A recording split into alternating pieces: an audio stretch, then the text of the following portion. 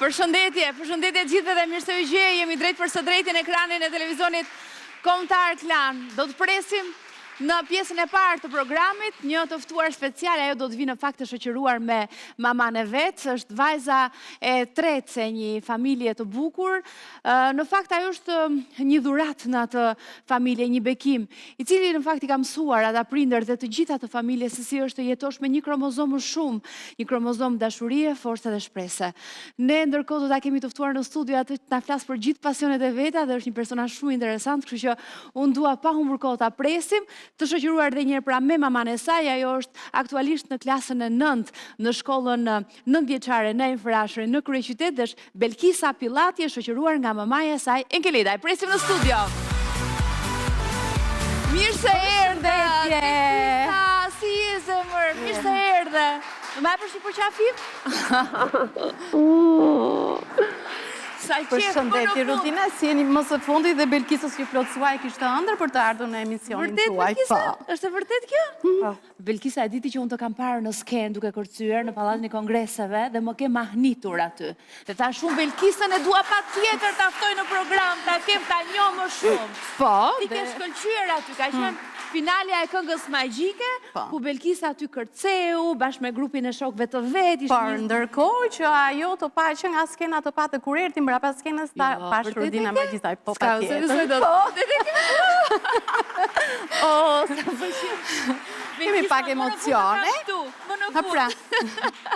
Faleminderit. Faleminderit shumë. Ju ftoj të uleni Belkisa. Rehatohu bashkë me mamin. Bravo, sa bukur që në ke veshur, pale, me kostume, jelek, bardezi, kombinuar. E ka kombinuar mami apo kombinojët vete, Belkisa? Vet. Veshjen e kemi qef vet. Kur nuk na pëlqen, nuk e veshim, normalisht po, kështu që ka zgjedhjet e veta. Belkisa, cila është ngjyra jote e preferuar në veshje? E bardha. E bardha, prandaj e veshur me të bardhës? Të bardhë po tjetër? Po se dëgjoj Rudina, dëgjoj mami. Cila Belkisa? Bluja. E bluja, po si ka mundësi se jam bërë gjyrat si me dorë, se unë me blu, ti me të bardhë, më pas ke partë në Pallat të Kongreseve.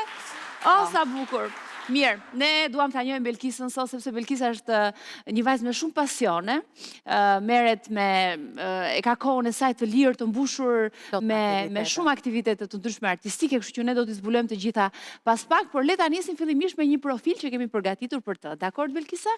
Do ta shohësh veten tënde? Është një kronik që kemi bërë enkas për ty. Le ta ndjekim pak. Me ardhin e saj në jetë gjithçka ndryshoi. Por ndryshimi më i madh ndodhi në zemër, aty ku familja e saj kuptoi thellë se çfarë do të thotë të jetosh me një kromozom më shumë. Jo një kromozom që kufizon, por një që ndriçon. Një kromozom dashurie, ndjeshmërie dhe mrekullie të pastër. Belkisa erdhi si një bekim i vogël, me një botë të madhe brenda saj. Ajo është vajza e tretë e familjes dhe ka sjellë shumë gëzim për prindrit dhe dy motrat e saj. Sot është nxënëse në klasën e 9, në shkollën 9 vjeçare në Infrashëri. Ajo është një vajzë me shumë pasione, baletin, muzika, pianoja, violina, por edhe noti. Një vajzë plot energji, dashuri për jetën dhe pasion për artin, që e ndan me të gjithë ata që e rrethojnë. Sa bukur Belkisa. Shumë bukur. Edhe aty te kënga magjike ke shkëlqyer me atë fustani bojqelli që të pam tani, madje kur pozoje te posteri që bëje fotografi, kështu që e do skenën më duket mua, të pëlqen ti jesh në skenë apo jo, është kështu? Si u ndjeve atë ditë, ose atë natë, ndryshe, për të qenë më të saktë, te kënga magjike kur dole para publikut të madh, mban mend? Të pëlqeu që isha aty përpara njerëzve? Po. Të pëlqeu kur të duar trokitën ata? Po. Dhe ne i kemi këto pamje këtu, sepse me siguri të gjithë teleshikuesit e mban më mirë këtë moment, ka qenë një nga momentet më të bukura të edicionit të kaluar, të Këngës Magjike në finale, ku ai grup fëmijësh të jashtëzakonshëm, me një dashuri të madhe punuar me ta pa diskutim, edhe realizuan atë numër special që i kënaqi të gjithë pafund dhe i preku zemrat e të gjithëve. Ka qenë një grup, një numër, një performancë e jashtëzakonshme e gjithë grupit. Po aty sigurisht Belkisa bashkë me partnerin e saj, që si quhet Marvin, shkëlqyet të dy. Ka qenë një çift fantastik kur kanë kërcyer. Belkisa, punuat shumë aty juve për atë shfaqje? Punuat ko për para, po jo? Për të qenë realiste, nuk është se kanë ndojtur shumë, sepse vetë, do më thënë, kënga ishte xhiruar më për para, do më thënë, por për natën magjike vetëm 2 ditë. Sepse i kanë punuar më herë dhe kanë qenë numre që i dinin. Do më thënë, aty nësë ke ndolli diçka shumë spontane, do më thënë, asë gjë nuk ishte thënë, ishte po kur bën sparkatën, pale, që kulmeve këtu. Ishte dhe baleti ndërkohë pjesë. Do më thënë, Belkisën e kapin emocionet e skenës, normalisht se gjithë nga kapin emocionet, por ka një mënyrë të nxjerrit të emocioneve kur është në skenë. Do më thënë, dhe ka gjetur një mënyrë, o do përshëndesi mamin, ose do bëjmë sparkatën.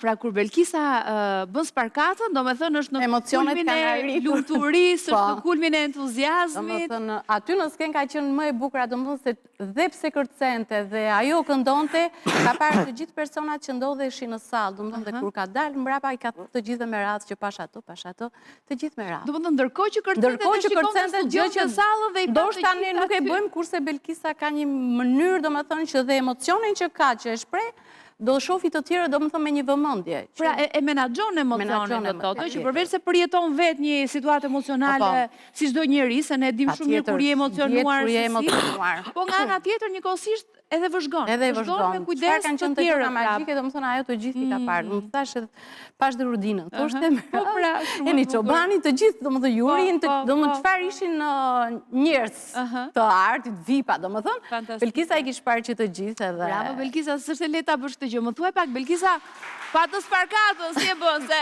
sparkata është e vështirë. Sparkatën jo të gjithë munden ta realizojnë.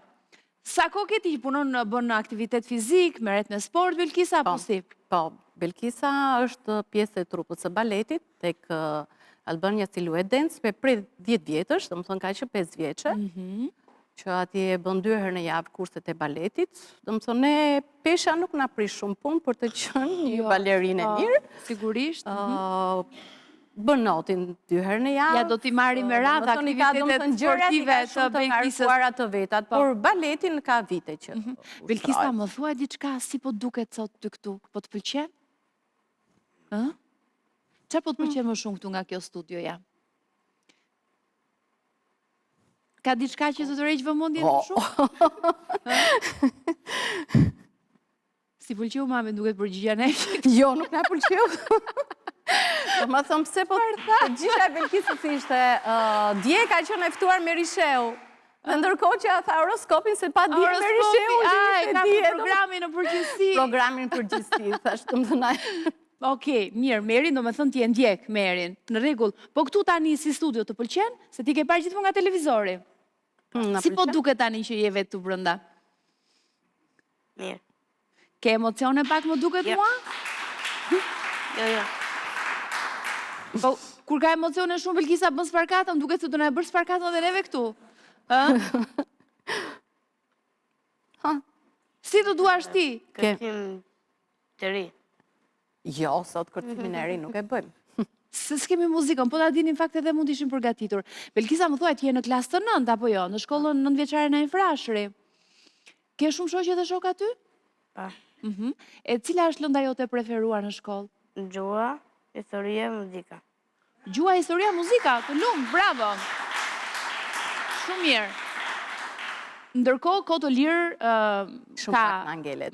Pak ju ngelet, sepse Belkisa është e ka të okupuar me shumë aktivitete. Njëri për e tyre është kërcimi, baleti, ku Belkisa sa herë në javë shko në balet, Belkisa? 2 herë ndoshta? 2 herë. 2 herë në mesatare zakonshme, po? Po, balet. 2 herë dhe tjetër, aktiviteti tjetër çfarë bën ti? Notin. Notin. Dhe në fakt unë do ta sjell një video me që jemi këtu te Noti dhe të na tregosh diçka më tepër. Kështu që le ta shohim pak Belkisën duke notuar në pishinë. Shikoj.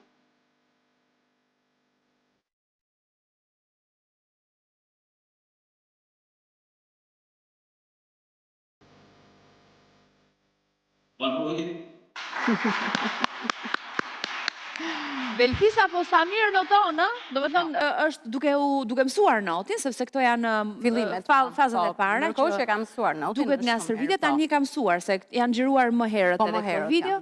Kështu që një notare vërtet apo jo, sepse ka mësuar notin në mënyrë profesionale. Po, dhe Belkisa për momentin kur vetet e noti, gjëja e parë thotë që unë do bëhem si Gersi Troka, që është edhe ai kampion notit për sindromën Down. Do të thonë janë disa persona që edhe ne marrim shtys dhe në punto prej tyre që diçka arrihet në jetë me një punë që bëhet gradualisht.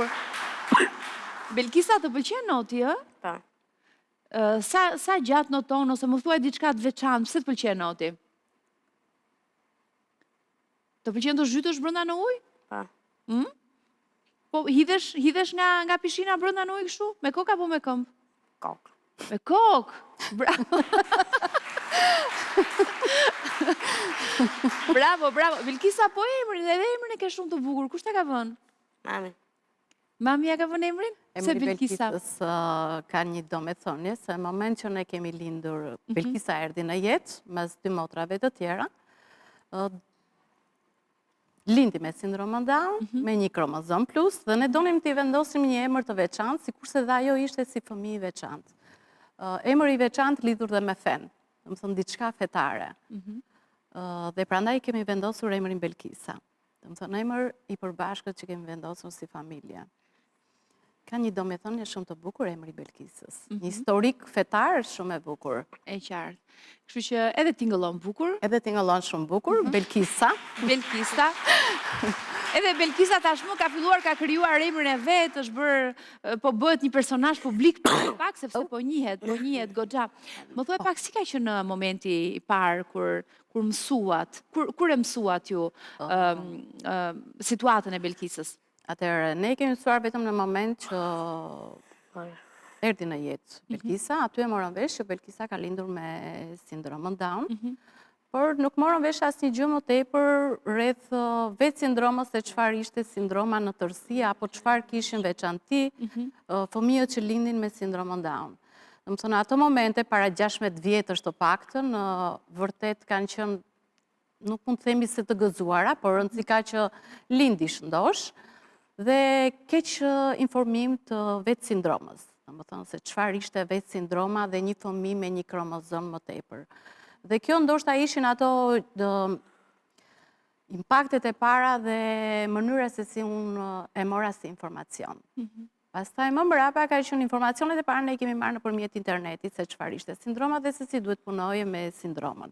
Se po të ishte ndoshta për mjekët, Belkisa sot e kësaj dite nuk do hecte, nuk do fliste, sepse të tilla kanë ngelur disa mite të dikushme që sindroma nuk hecën, nuk flet, nuk mund të bëj shumë aktivitete në shkollë, jo, ndërkohë që ne të gjitha i kemi arritur. Po, dhe Belkisa bën kaq shumë gjëra, dhe i bën shumë mirë. Koha e Belkisës është si çdo fëmijë tjetër që patjetër çdo prind për fëmijën e vet do japi maksimumin dhe dyfishin e gjëra, se dihet se dhe koha e tanishme që është që fëmijët o interneti se nuk kanë aktivitete të tjera, sportive apo kulturore. Dhe ne jemi munduar që t'ja përmbushim të çdo ditë me aktivitet o fizik o kulturor me qëllim që dhe për të ardhmen e vet të hecim disi. Nëse ne kemi foto të Belkisës edhe të familjes së saj më herët, mund t'i sjellim. Më trego pak si keni punuar ju me Belkisën, pra filluat të merrit informacion. Atëherë, morëm informacionet e para dhe Belkisa ka dhe një gjë shumë të mirë, ka dy motrat e tjera më të mëdhaja, dhe ne kemi punuar si familje, do më thonë si puna ati një trekëndçi që i ka brinjët e barabarta, do më thonë. Filluan duke me terapit, me Belkisën, që i ka nisur që në moshë të hershme dhe vazhdon aktualisht terapit.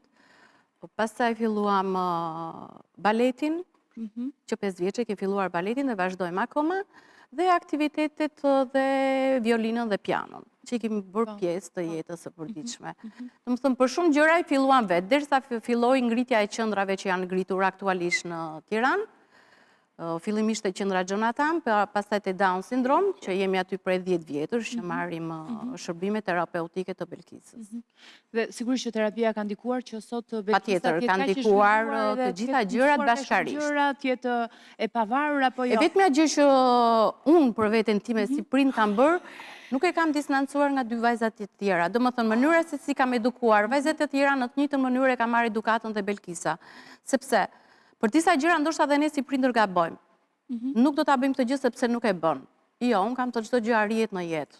Se ndoshta dhe unë nuk mund të bëhesha, nuk mund të jem drejtuese një emisioni, nuk munden sepse nuk është ka një prirje ka një prirje. Patjetër. Kështu që dhe Belkisa deri aty do ta bëj sepse mund ta bëj dhe nuk ka asnjë lloj gjëje sepse kromozoni që ajo ka nuk dikon fare në asnjë lloj zhvillimi apo ndryshimi jetësor që ne kemi. Dhe në fakt duhet thënë që fëmijët me një kromozom plus kanë një gjë shumë veçantë, sepse janë shumë të dashur.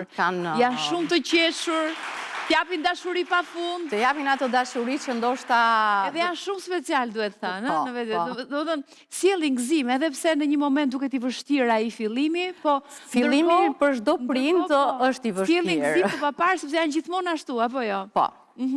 Pavarësisht se Belkisa ka dhe një natyrë që bën një, domethënë, jo të gjithëve i përqafon edhe mund të fali dhe dashurinë. Domethënë, si çdo person tjetër që nuk është njësoj me të tjerët, domethënë. Dhe Belkisa këtë gjë ka. Emocionet pas kam bërë të vetëm për Belkisën sot. Sepse Belkisa në fakt është natyrë të flet, apo jo, flet shumë. Belkisa në shtëpi nuk i mbyllet goja. Pushon, flet gjithkohës, pa pushuar fare. S'ka gjë. Ndoshta po i dhëm pak këtu. Jo, ne në shtëpinë tonë kemi një mace dhe para se të ikim ne përqafua mace dhe macja Gingerin. Gingeri, të ka gërvishtur macja? Po si ndodhi? A Belkisa? Shkove, e kape macën? Edhe macja të gërvishti? Aj. Belkisa, mos duhet ja presi pak thonjë të asaj macës, apo jo? Ja kemi prerë. Ndoshta e ka ardhur koha. Por ne presim nga macja që dhit na puthi macja në faqe kur ikim prandaj. Nuk do të këtë gjë. Po. Më thuaj pak, dy motrat e mëdha pa diskutim që kanë ndikuar edhe kanë ndikuar diferencë ka Belkisa me motrën e tjera. Me motrën e madhe, domethënë ka 10 vjet, me motrën tjetër ka 7 vjet. Dhe ato janë kudo, kur ishin mosha më të vogla, luanin, bënin, domethënë mundoheshin gjithmonë që dhe lojën ta kthenin në mënyrë terapie për Belkisën. Bukur. Belkisa, ti bën not, shkon në balet, po gjithashtu edhe i bie një instrumenti muzikor. Ti luan në violin, që gjithashtu është diçka shumë e vështirë, jo të gjithë mund të ta bëjnë. Ne kemi një video tënde këtu duke punuar dhe unë dua që ta dëgjojmë tani pak Belkisën duke rënë violinës. Le ta ndjekim.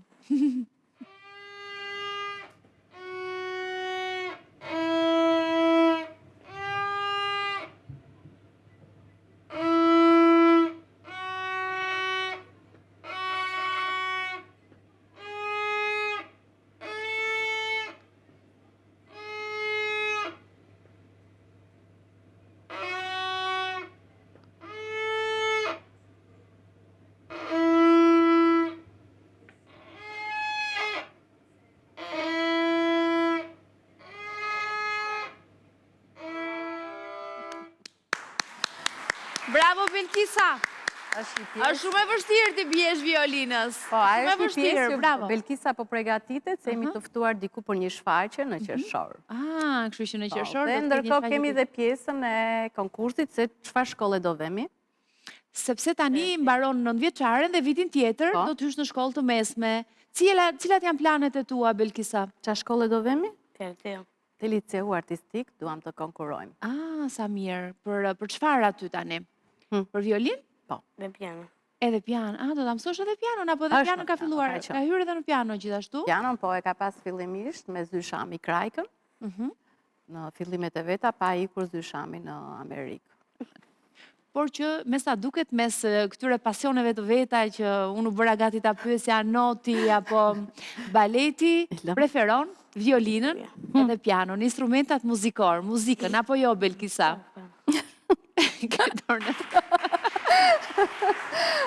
Këto në eftot. Keftot më Po. atë. Më thuaj pak, cilat kanë qenë sfidat më të mëdha gjatë gjithë prindërimit me Belkisën?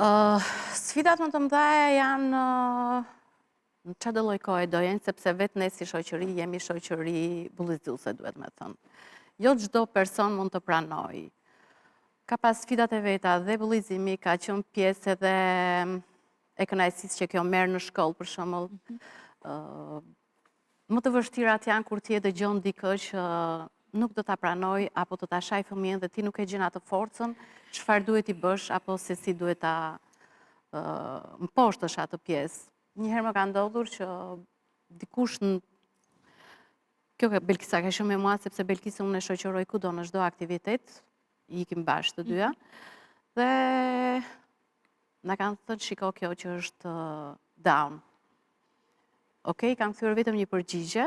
Të gjithë jemi njerëz që kemi ardhur në këtë jetë, askush nuk është perfekt. Të jesh me një kromozom më tepër është gjëja më e bukur.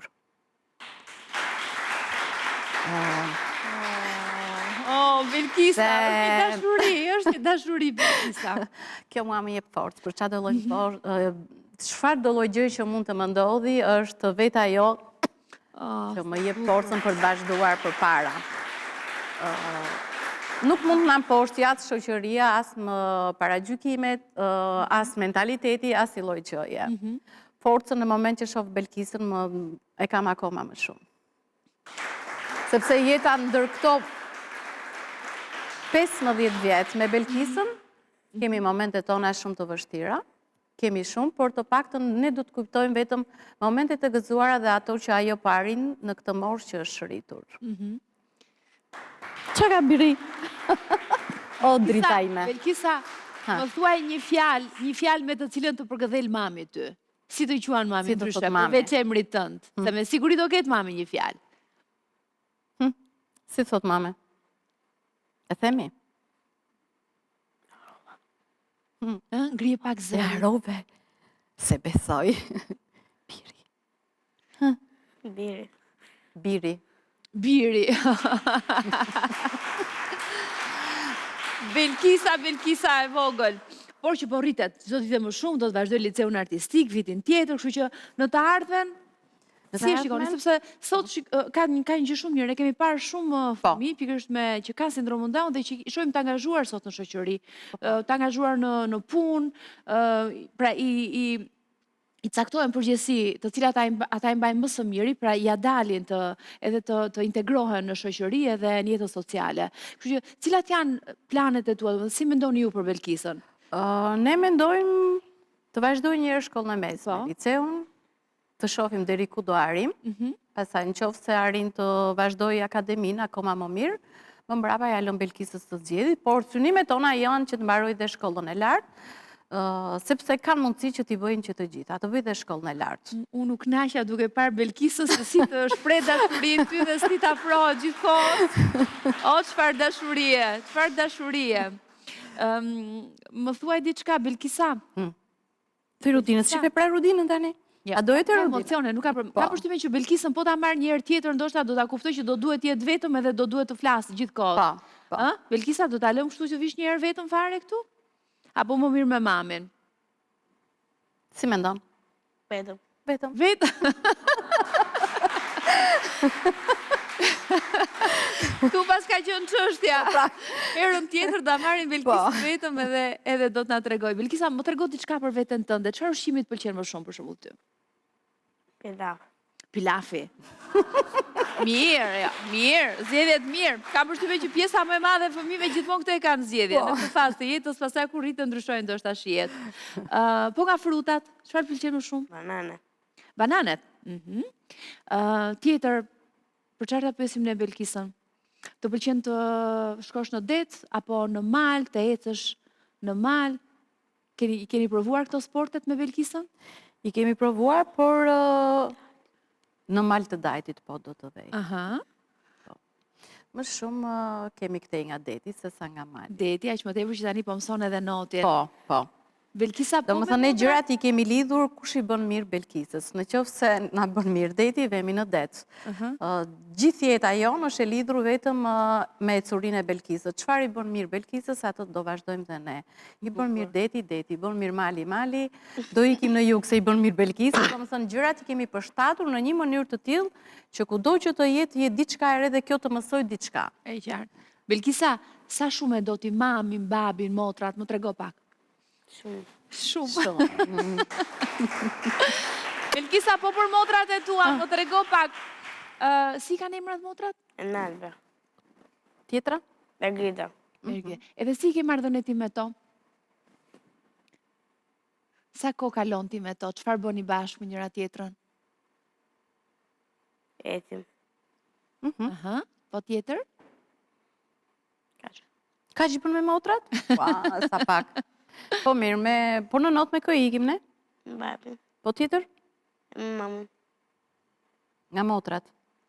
A na shoqërojnë? Unë di që njëra nga motrat të shoqëron në not, një tjetër merret me mësimet e tua, pas dite, kur ti bën mësimet, për ditën e nesërme. Mësimet i ka me motrën e dytë. Kanë të ndarë dhe ato detyrat. Me motrën e madhe, po, ajo na merr na çon me makinë tek noti. Motra e madhe me Allaston. Enalba dhe Algrida. Enalba dhe Algrida. Këto janë dy motrat e tua, Belkisa, po jo? Belkisa, dy motrat e tua sot kanë përgatitur një mesazh surprizë për ty. Je gati ta ndjekësh ti? Për Belkisën, le ta ndjekim këtë mesazh nga dy motrat e saj më të mëdha. E shohim tani. Surprise! Hello Belkisa, duam që të themi që jemi shumë krenare për ty dhe unë dhe Algrida të duam shumë, të kemi zemër.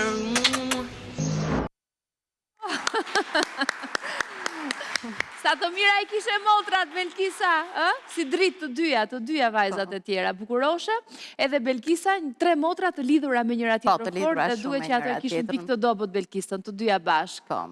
Dhe kanë të dyja, kanë... Ajo është që ne nuk kemi bërë ndarjen, se dhe vetë ato, Belkisën e kanë motrën e vogull, apo shoqen e vogull që duhet të mësojnë për çfarë do lloj gjë. Duhet kujdeset po dhe që duhet të mësoj se si të eci në jetë. Sepse vetë mosha dhe adoleshenca që ka çdo lloj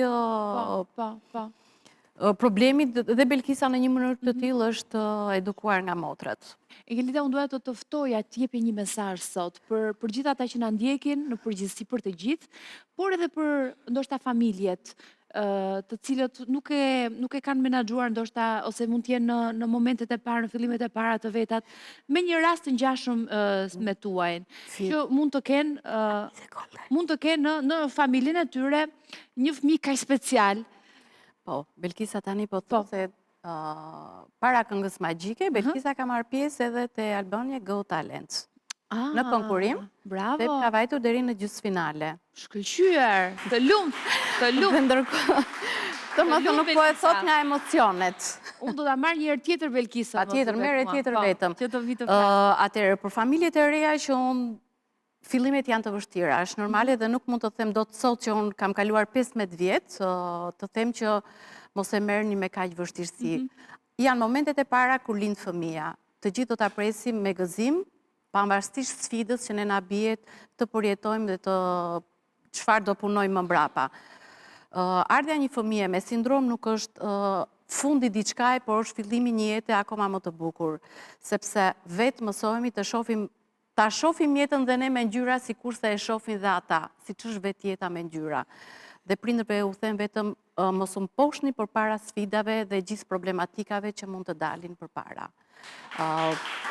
Për sa i përket shoqërisë në përgjithësi, po, sepse vetë puna flet. Do më thonë, ne shumë gjëra i kemi arritur vetë në jetë, dhe sot po shohim frytet e asaj pune të vështirë që ne kemi arritur.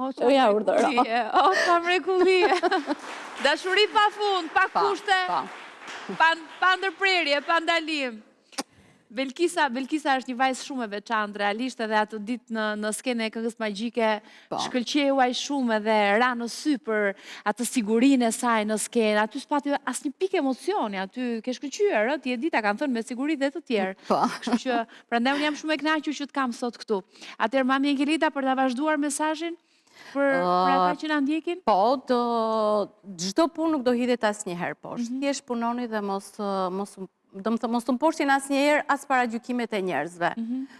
Çdo person që është në jetë është i paragjykuar. Kështu që ne si prindër asnjëherë nuk duhet të kthehemi mbrapsht për të rregulluar dhe opinionin e njerëzve.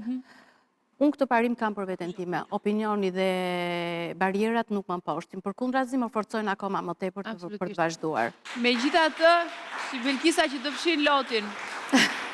Unë mendoj që pikërisht edhe pa folur fare, vetëm duke parë Belkisën se si t'afrohet ty, edhe me dashurinë e pafundme që duron gjithë kohës, një mesazh shumë bukur e ke dhënë sot për të gjithë, edhe për ata që paragjykojnë. Patjetër, sepse jemi shoqëria, e tham, shoqëria është vërtet paragjykuese, por ndërkohë që ne nuk do të lejojmë dikush të na mposhti. Mua nuk më mposhtin asnjë lloj gjëje përpara fëmijës tim. Nuk duhet, dhe nuk duhet absolutisht.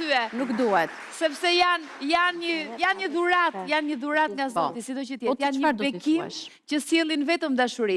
Sfida ka gjithmonë. Patjetër, sfidat janë pjesë e çdo familje, do të thosha. Jo vetëm e jona, po e çdo kujt ka sfida në jetë. Dhe pikërisht me këtë impenjimin tuaj të madh, në fakt, gjatë gjithë kohës, me një super kujdes që keni treguar ndaj Belkisës, ajo sot është kaq e zonja, e angazhuar me kaq shumë aktivitete, edhe duket që do të vazhdoj të ketë një rrugë të suksesshme përpara. Sepse arti duket që është i preferuar i saj dhe ne do ta shohim sërish në skenë, më duket mua Belkisën shumë shpejt. A Belkisa? Mirë, themi çik pse na pëlqen baleti. Se doja që të pyesnin. Pse na pëlqen baleti? Themi çik pse të pëlqen baleti Belkisa? Me çfarë flet Belkisa? Me gojë. Me gojë. Në balet flasim në lëvizje. Me kë flasim? Me gjuhën e artit. Pra, me gjuhën e artit. Me gjuhën e artit, me gjuhën e artit. Belkisa sot ka emocione. Belkisa sot ka emocione, por unë mendoj që ajo foli shumë sot, edhe pse jo me fjalë, por me gjestet e saj dhe me përqafimet pa fund që i dha mamasë vetë, mami Engelita sot në studio, dhe kishin gjëja më e bukur e kësaj bisede duhet thënë. Na e zbukurove studion, Belkisa, edhe sot dhe shumë dashuri sot, shumë energji të mirë në studio. Falenderoj shumë Belkisa që ishe sot këtu me mua. Me bën motrat surprizën, a dolën televizor. Po babi? Babi kjo. Erën tjetër do marim surprizë për babin. Kur të vish erën tjetër, do më vish erën tjetër, dakord, edhe pse jo të performoni një numër këtu artistik. Do të organizojmë, do bëjmë një gjë të bukur, do kemi një rast tjetër. Dakord, Belkisa? Tani e mësove rrugën, tani e mësove rrugën, kështu që do vish shumë lehtë këtu. Kam kërcimin të ri. Po, me kërcimin e ri. Akoma më bukur, super, do ta kemi surprizë tu në studio, ekskluzivitet. Do ta lëm. Këto janë lëvizjet. Po. Belkisa, këto janë disa nga lëvizjet që ti po mëson? ABT. ABC-ja. ABT. ABT. APT. APT, okej. Është kënga APT dhe kjo kishte... Po. Pjesë e shfaqjes me shegushe bebetin.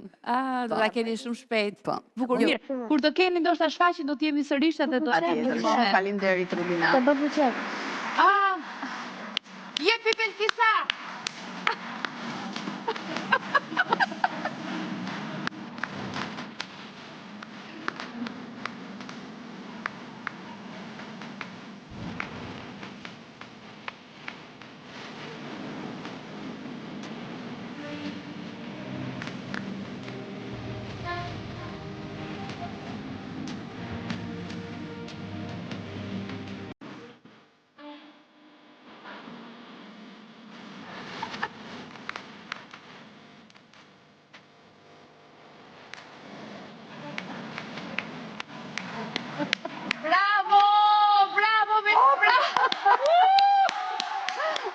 Të lumë, Belkisa!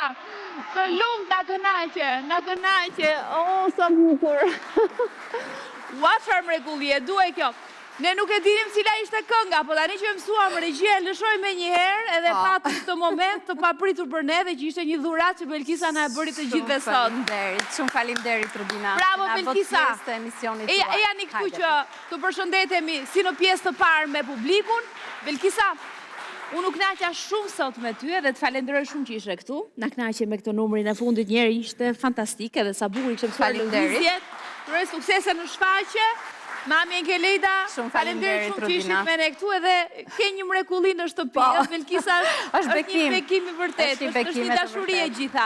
Faleminderit shumë me ne sot dhe faleminderit për mesazhet e bukura që solle për gjithë. Faleminderit Belkisa. Ta kalojmë të kollën me ca çaj shpejt në shtëpi. Akulloria. Tash ka ardhur koha akullore, s'kemi çfarë të bëjmë. Është ngrohtë. Faleminderit që ishit këtu edhe suksese. Faleminderit, publicitet themi pas pak. Faleminderit.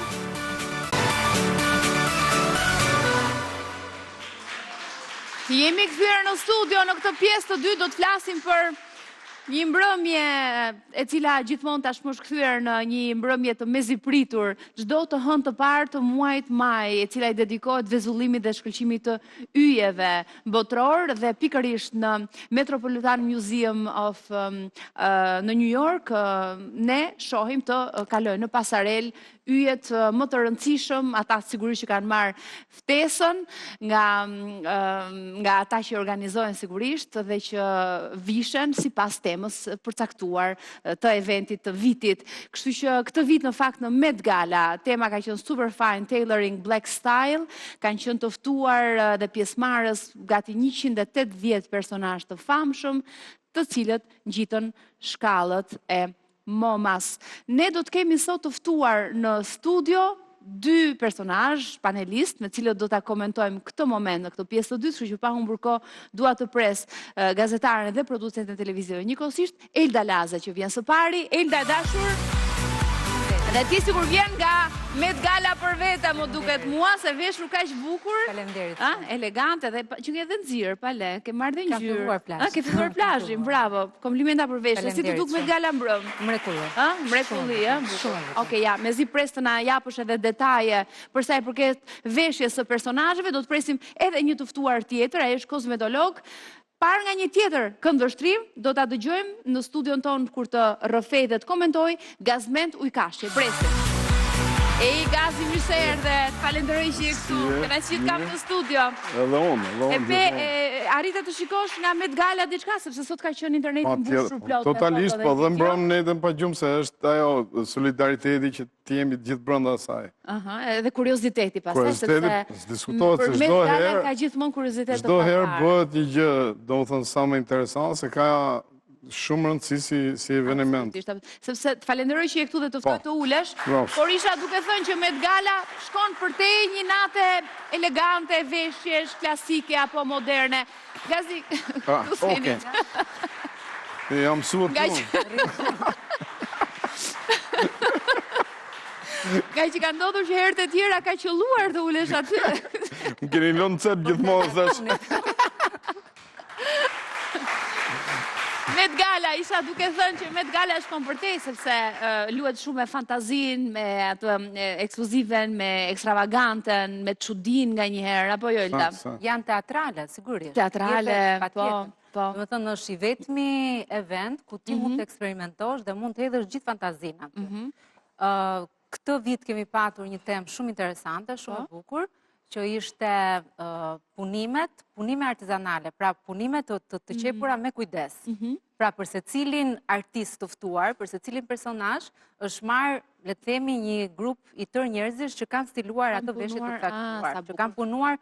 Do me thënë, enkas për ato veshje, vetëm për ato veshje është punuar. Pra nuk është bërë pundore. është bërë pundore. Mirë, le të cillim insertin që kemi përgatitur ne dhe na bën një prezantim të asaj që ka ndodhur dje mbrëma, dhe këtë vit mua më duket se i ka qenë edicioni dhe më i bukur, ku ishte të gjithë dukeshin bukur, të gjithë dukeshin bukur, jo vetëm disa që spikasin. Jam e detyruar t'ja publicitet në këtë moment, sepse është orari, kështu që pas publicitetit rikthehemi me të ftuarit tan për të komentuar këtë gjë. Do të them direkt një fjalë të modës. Kthehemi shpejt publicitet. Jo.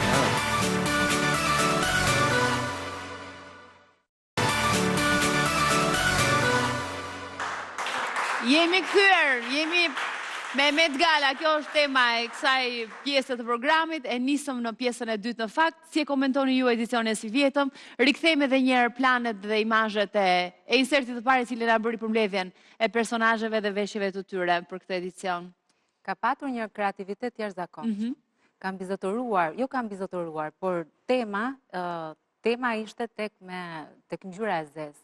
Dhe po të shohim, ndoshta edhe ngjyra e zezë vetë nga është një ngjyrë që këto lloj eventesh e pranojnë shumë. Kështu që kishte një dominim të ngjyrës së zezë, vetë tema është e tillë që kërkon të ketë shumë aksesor. Aksesorët janë aksesorë që neve na të frymzuar nga fundi viteve 1800, fillimi viteve 1900. Madje po të dikush mund ta ketë nuhatur aty ca element të Great Gatsby, ca element këto kapelet të Titanic i kemi parë. Sepse i përkasim pikërisht asaj periudhe. Është një periudhë e cila ka qenë një revolucion që bën njerëzit me ngjyrë në ato kohë, të cilët deri në ato kohë ishin trajtuar vetëm si sklever, dhe pas luftës civile në Amerikë, pati një shpërthim të njerëzve me ngjyrë që kërkonin dhe ato të drejtën e tyre. Dhe pikërisht për të shmangur, ose më saktë për të barazuar me njëherë me njerëzit e bardhë, ato filluan të kishin shpërthim në modë. Dhe ky shpërthim në modë në ato vite, që reflektohet të ky komunitet, pra të komuniteti i njerëzve me ngjyrë, u quajt dandizëm. Dhe përveç se ishte një rrymë në modë, ishte një rrymë e përgjithshme në kulturë. Ka qenë periudha që filloi edhe xhazi edhe këto. Kështu që këto pashun në këtë Met Gala.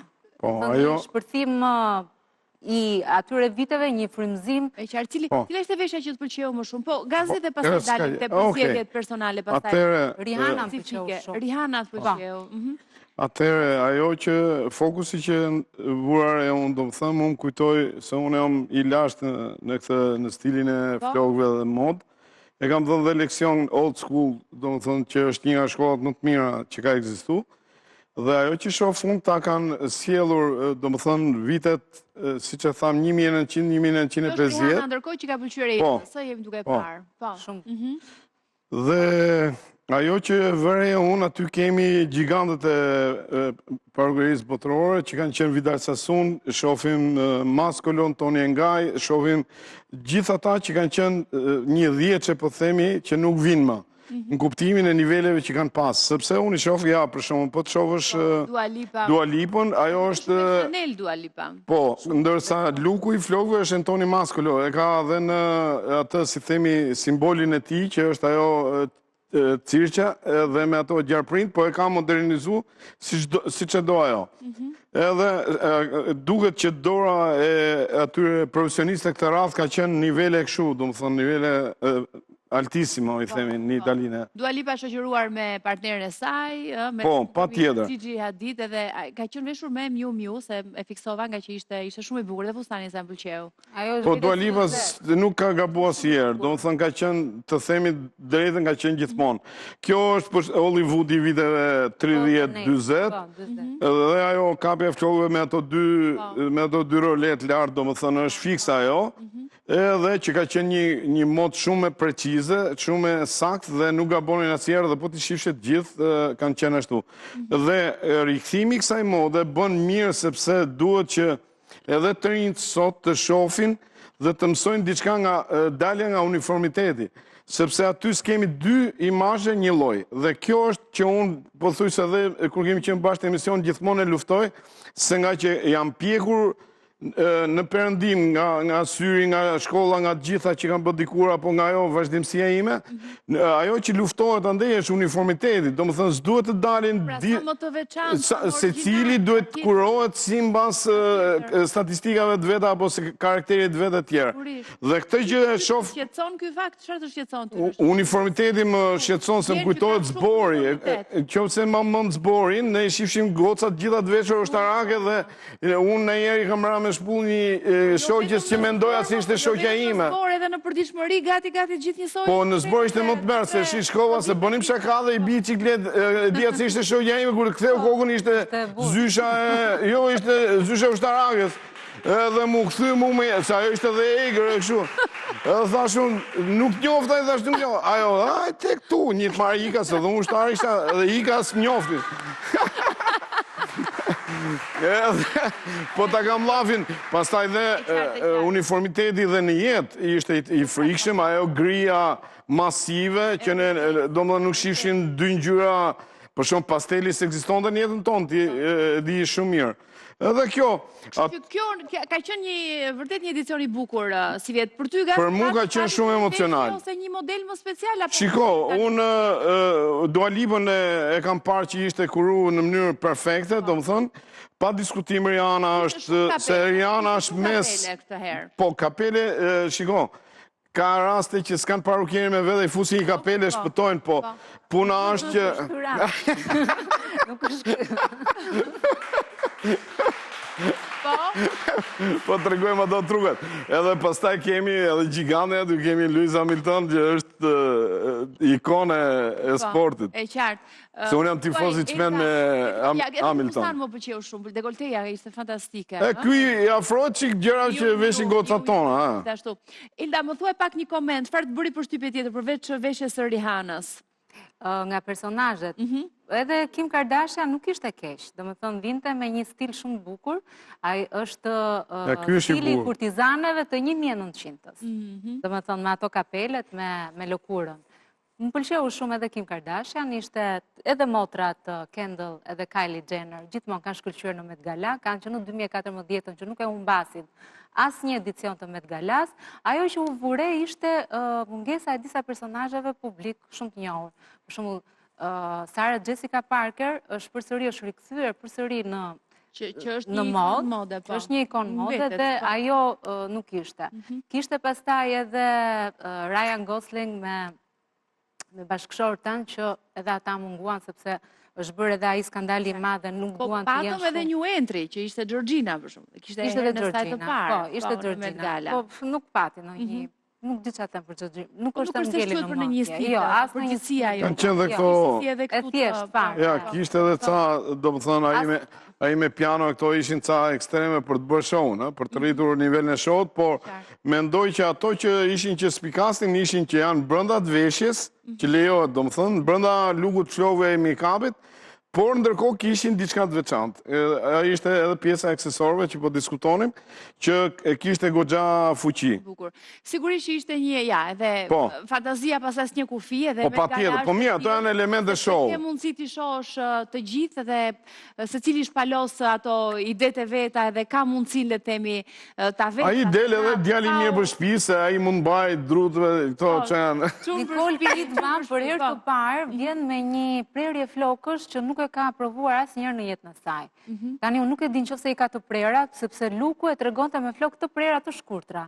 Nikol Kidman nuk i ka patur kur flokë të shkurtra. Edhe mua më bëri përshtypje. Edhe mua më bëri përshtypje dhe nuk jam e sigurt tash është shprerja apo mund të jetë në një. Mund të pyesësh mua. Është shprerja? Nuk është shprerje, është kapja e tillë, jo, kapja e tillë që i mbledh flokët lart dhe i sjell si prerje. Po, dhe prapë ka eksperimentuar sepse ka poshtë flokët edhe po ti ketë prerë, mirë ka bërë, po nuk besoj se i ka prerë, se ajo nuk i pret flokët. Kam folë gjithmonë me atë dhe më thonë dhe nuk i pres. Mirë, Met Gala është Met Gala gjithmonë, që do duhet ashtë më të presim edhe një vit tjetër, të hënën tjetër, të parë të muajt maj. Deri sa të presim për një vit, shkojmë ke meti qofëve atje dhe e kujtojmë metin. Edhe është një variant. Shiko, dua të sjell një foto me që ju kam këtu, sepse dua ta komentoj, më ka bërë përshtypje, nuk e di cili është komenti juaj, është George Clooney. George Clooney dhe Amali nuk është se në Met Gala nuk e kemi parë ndonjëherë. Tani këto foto të çiftit dim ne, po jo ky moment, është një foto tjetër në cilën George Clooney ka dalë në një intervistë së fundmi, që është komentuar për që kishte lyer flokët dhe që e shoqja e thotë që dukesh më i vjetër. Jo, po kam përshtypjen që ka thënë të gjithë. Ska qenë bohemi. Madje është spekuluar se ka një këto janë foto të rregulluara, por është një foto që ishte bërë screenshot nga programi në CBS Morning, ai kishte thënë një intervistë, kishte folur për dashurinë e madhe që vazhdon të jetë me Si dhe Amal, ama pam të gjithë u surprizuam që kishte lyer flokët. Po mirë, nuk u surprizove pak që edhe duke me i matë realisht? Jo i madh, mua më duk ndryshe dhe nuk më duk fake. Shiko si... Ishte shumëtuar për Të spjegoj gjën, ta spjegoj gjë që ndodh. Si e mendon Po, ti? shi që ndodh. Në moment që ke kriju një imazh për një person, se ati shkojnë shumë thinjat, ati Richard Gere, janë disa personazh, Bill Clinton e tjerë, që i shkojnë shumë thinjat. Në moment që ai bën një ndryshim radikal, se duhet ta bënte shumë herët si unë, që kam bërë që kur kam lindur për shkakun, kam lyer flokët, edhe Ti do të mosh i ke lyer për herë të parë. Do të mosh i ke lyer për herë të parë. unë se mbaj më se ajo Suela thotë do t'i lyj për qeve dhe ngelja, po unë s'kam pa, nuk e di si i kam flokët e mia. Po mirë, ti nuk ti... Shiko, unë mendoj që s'ka asgjë të keqe. Jo, po, ke unë e di pse s'dallon. Besoj që është çështje edhe cilësie edhe se si realizon. Shiko, ta spjegoj, patjetër, dhe kjo. Meshkujt Dina, po ai nuk është. e kemi diskutuar jetë të migje. Jo, se nuk e thash argumentin, një sekund. I ka lyer për një rol. Po, pritë një sekund, nuk i lyer për pritë një sekund se dhe të spjegoj diçka. Ke meshku ndodh një gjë, edhe kur i lyn për një rol që dalin, edhe kur i lyn, jo, dhe kur i lyn meshkujt kanë një lloj neglizhence se nuk e kanë në kulturë për shkak lyerjen e flokëve. Unë nga që jam i profesionit po ta spjegoj. Dhe ç'a ndodh? Jo, ç'a ndodh? Duke neglizhu, nuk bën një lyerje si themi profesionale të cilësisë. Po meshkujt e duan më të mirë se femrat lyerjen. Ky është, po nuk flasim për cilësinë e Hollywood. Po prit më një sekondë tani, po cilësia atë që pashun aty, po shiko. Është për një rol. Po mirë pra, e lem këtë iku, s'po flasim për këtë shëmbulltat. $1 tash, po kurse ka më dëgjoj sekond, nuk kursejnë, jo, neglizhon mashkulli po them. E rëndësishme dhe kjo që thot Elda, se nuk e dinin, pra, që pas ka lyer pikërisht me ato për mua për shkakun që e shoh ftohtë. Atëherë, unë që e shoh ftohtë, ai është shumë më bukur ku tani që i ka lyer se sa ka qenë. Se mos harro se nuk është më aty i ri që se ne japim i foto ku është i ri me ato flokët me thinja që janë shumë bukur. Dhe japim dhe i foto tani është shumë, po shumë i plakur, shikoj sa është i vjetër mosh. Kështu që ato flok, unë them e kam nxjerrë goxha mirë. Do vetëm një gjë, do ko, po do ko, po mirë pra, ai e di pse i ka bërë atë punë, se diçka i ka ndodhur që i ka bërë, sepse fillon e bie ajo dhe thinja, po është tu total. Po nuk ishte për shumë si që ka pas si me fije, fillon dhe unë bet ajo efekti, ai nuk e bën kot, se e thot, kjo që është milioner. Po patjetër. Po ai, unë s'jam për këtë që ti lyn të flokët, se ky e ka shumë të bukur thinjen. Ka janë ca gjela kështu që janë thjesht për atë thinjë që ta zbusi, mos duket e egër, edhe është goxha interesante, ndërsa meshkujt e tjerë, mendoj unë, duhet jenë të kujdesim ku lyn flokët, mos t'i lyn flokët kështu si, ajtë mos se po marr i boj dhe po i lyn shtëpi, di pse se ndodh nga turbi që e lyn gratë. Nga turbi që mos t'i lyn në publik, mos të shohin, e bëjnë këtë gjë dhe ndodh, kjo ndodh pra. Këto gabimet edhe... Këtu e kisha qëllimin e asaj. Më mirë shkoni në parukeri. Po patjetër në profesionist dhe mashkulli duhet lyhet edhe më mirë se një femër me kujdesin e parukerit. E vërtet, dhe sa më natyrale, se jo gjithmonë nuancat. Kjo ka rëndësi. Dhe për këtë arsye ndodhin gabimet edhe kërcet. Po, për këtë duhet profesionisti që mos të godasi, mos t'i daj ato rrën si të kuqe, janë ca element që duhen pasur se pastaj në vend të japin efekt pozitiv, japin efekt negativ. Elda, për ta përmbyllur tani të gjithën çfarë do thotë ti në lidhje me temën? Jo, s'kishte më kjo tha mbyllur. Jo, unë jam, shiko, edhe unë jam pro natyral, domethënë, pa diskutim. Le të përmirësohen njerëzit, por të jem pro naturale. Sepse në momentin si që ndodhë, për shembull me George Clooney, edhe pse i ka bërë për një rol, edhe pse me ato është marrë një ekip shumë i madh, kanë studiuar rolin, të lutem, kanë studiuar rolin dhe kanë dashur ta nxjerrin atje tek profili atij karakteri që ai luan, përsëri në këtë rast shohim një George Clooney kaq shumë të tjetërsuar sa nuk e pranojmë dot. Edhe pse dikujt mund t'i duket, do me thonë, lyerja flokës ndoshta ato ul në mosh. Në këtë rast, çuditërisht atë e rrit në mosh. Do me thonë, të gjitha ato kemi vëre. Dhe arsyen pse ai ka lyer flokët Po ta shohësh në foto, i ka qikronjet me gabime, kupton se kjo do thotë është milioner edhe kështu. Po i ka me gabim dhe ajo të fikderë. Ne cili është roli në fakt se varet. A mund të jetë roli që ai duhet të jetë një bërkthatë e kështu që janë ato, po. Ja ka lyer gruaja në rol. Ndoshta mund të jetë në rol sigurisht ashtu që ja lyen gruaja në shtëpi, mund të shohim filmin, varet kur. Mirë, dakor, ti që je dashuruar me George Clooney, shohim këtë punë. unë s'dua ta bastardoj këtë gjën. Do me të një aktor Hollywoodi që i pas kaluar keq për flokët. filmin e ri të George Clooney? Jo, është herë. Kam unë informacion. Për film. Do jetë shumë i bukur interesant, pa i prap do duket pak me i madh mosh. Do presim, do ta shohim, do ta komentojmë sërish me të ftuarit ta në studio. Ju falenderoj shumë që ishit kyç të kënaqësi që u pata. Faleminderit të dashur miq që na ndoqët, edhe për sot do të jemi sërish nesër. Natë e mirë, kalo